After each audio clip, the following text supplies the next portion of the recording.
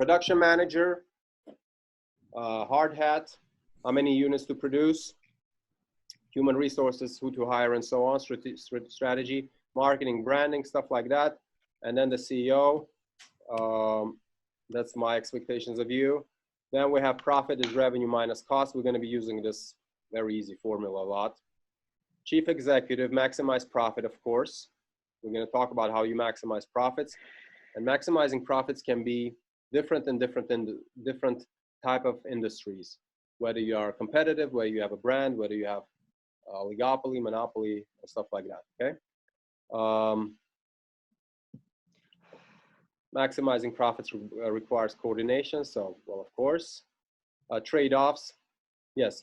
A lot of times we're going to use the trade-off. What does a trade-off mean? Trade-off means you have two decisions to make, two options to take, and you have to make a decision. Do I go route A or do I go route B?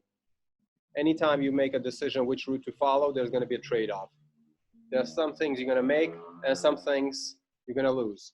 If you're going to trade off making an investment decision, what's that? We're going to discuss that. A lot of times investment decisions are quite risky, and the trade-off is you increase the risk of your company, you increase the default probability of your company anytime you make, most of the time you make investment decisions. That's why the holy grail of economic growth is investment, but investment is very risky, and we're going to discuss why. So there's a trade-off between investment and non-investment, okay? And then there's different types of investment. Investment in capacity, investment in brand, investment in technology. So what I'm trying to say is there are a lot of trade-offs. How much to produce, how to produce, how much machinery to have, how much labor to have, what prices to charge. There's a lot of signaling here.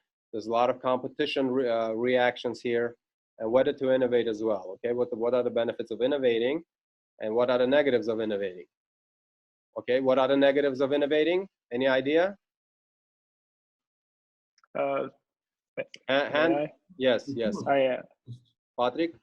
Yeah.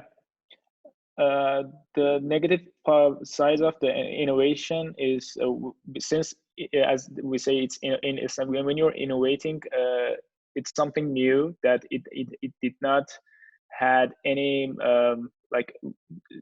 nobody has any feedbacks on that, so it can go either side. It can go completely well, or it can go completely bad. So it's like 50-50. Very good. So your instructor is very fond of innovation and new technology and stuff like that, but we also have to understand investment as well. But we also have to understand we're not living in a rainbow world.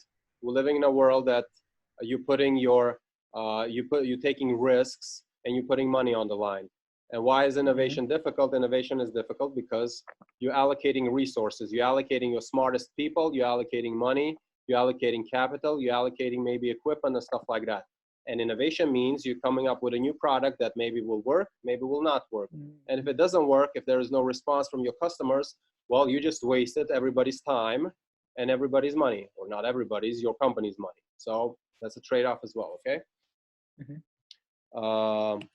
But without innovating, basically you're going to be dead as a company, because without innovation, people are going to surpass you. So see, there's a lot of stuff behind every decision you make.